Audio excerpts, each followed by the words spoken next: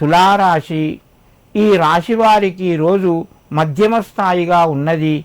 ఆర్థిక పరంగా మీకు కొంత అనుకూలంగా ఉన్నా కూడా ఖర్చులు కూడా పెరిగే అవకాశాలు ఉన్నాయి. సమయానికి మంచి నిర్ణయాలు తీసుకుంటారు. సంఘం లోపల గౌరవ మర్యాదలు పెరుగుతాయి.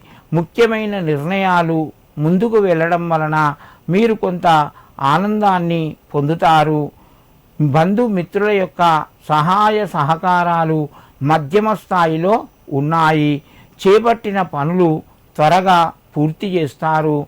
తులారాశి వారు ఈరోజు లక్ష్మీదేవికి నమస్కరించి మహాలక్ష్మి అష్టకాన్ని చదువుకొని ఒక రూపాయి బిళ్ళ లక్ష్మీదేవి దగ్గర పెట్టి తర్వాత అది మీ పర్సులో పెట్టుకోండి.